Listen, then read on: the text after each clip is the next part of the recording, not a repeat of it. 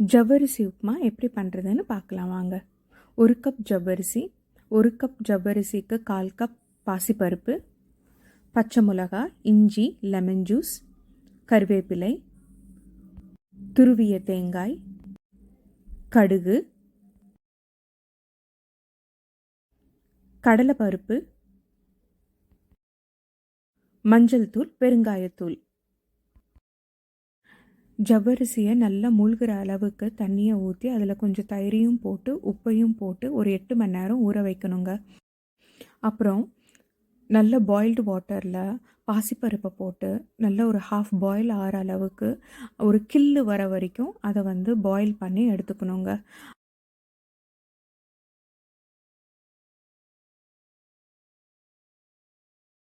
இப்போ ஒரு பேனில் கொஞ்சம் எண்ணெயை ஊற்றி அதில் கடுகு, கடலைப்பருப்பு, பச்சை மிளகா, கருவேப்பிலை, பெருங்காயத்தூள் எல்லாத்தையும் போட்டு நல்லா கொஞ்சம் கோல்டன் ப்ரௌனாக நல்லா வறுத்துக்கோங்க.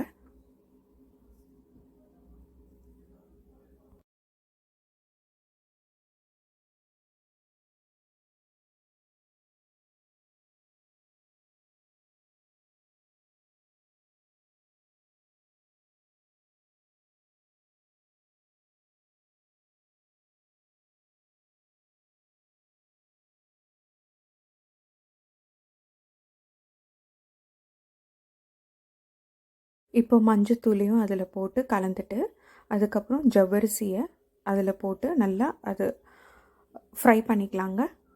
அந்த ஆயிலெல்லாம் அதில் கோட் ஆகணும். அது ஏற்கனவே ஒரு 8 மணி நேரம் ஊறினதுனால அது நல்லா சாஃப்டாக தாங்க இருக்கும் ஜவ்வரிசி.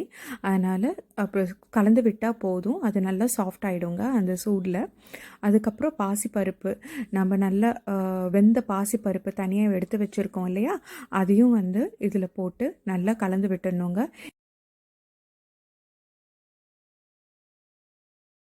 இப்போது லெமன் ஜூஸ், அதுக்கப்புறம் துருவிய தேங்காய் ரெண்டுமே போட்டு நல்லா கலந்து விட்டுட்டா டேஸ்டியான ஜவ்வரிசி உப்புமா ரெடி. ட்ரை பண்ணி பாருங்கள், உங்கள் எல்லாருக்குமே ரொம்ப பிடிக்கும். ஸ்ரீஸ்டார்ஸை சப்ஸ்கிரைப் பண்ணி சப்போர்ட் பண்ணுங்கள். தேங்க்யூ.